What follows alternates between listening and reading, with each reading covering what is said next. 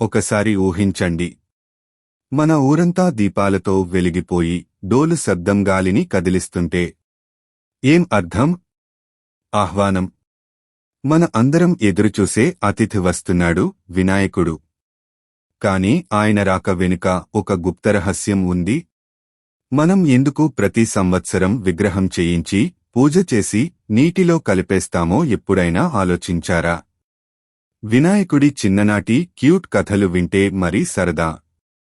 మోడకం అంటే ఆయనకు ప్రాణం. ఒకసారి పార్వతి అమ్మ పెట్టిన మోడకాలన్నీ తినేసి కడుపు గుల్ల అయ్యేంతవరకు కూర్చున్నాడట. ఎలుకపై కూర్చున్న వినాయకుడు ఎప్పుడూ పందెం వేస్తాడట, ఇరా చూద్దాం ఎవరు ఫాస్ట్ అని.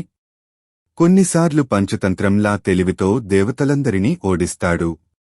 ఇలా క్యూట్గా ఉండే వినాయకుడు జ్ఞానం, శక్తి, విజయానికి సంకేతం. గణేశ్ చతుర్థి రాగానే ఇళ్లలో, వీధుల్లో, మంటపాల్లో పూలతో, రంగోలితో, లైట్లుతో పండుగ వాతావరణం. చిన్న చిన్న విగ్రహాల నుంచి ఆకాశాన్ని తాకేంత పెద్ద పెద్ద విగ్రహాల వరకు. ఒక మంటపంలో పూజలు జరుగుతుంటే ఇంకొక మూలలో పిల్లలుకి డాన్స్ చేస్తూ ఉండటం, ఇదే గణపతి పండుగ ప్రత్యేకత, భక్తి, ఉత్సాహం కలిసిన వేడుక. కాని పూజల తర్వాత నిమజ్జనం ఎందుకు చేస్తారు? అది వినాయకుడు చెప్పే లోతైన బోధ. జీవితంలో ఏదీ శాశ్వతం కాదు.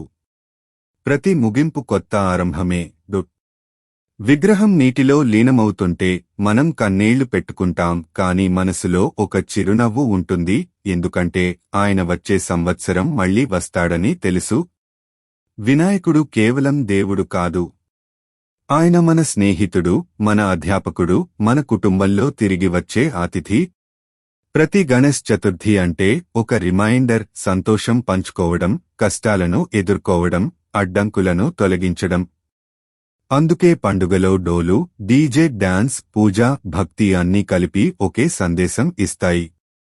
వినాయకుడు వచ్చాడు మన జీవితంలో వెలుగు, జ్ఞానం, సంతోషం నింపడానికి. అందరికీ వినాయక చవితి శుభాకాంక్షలు.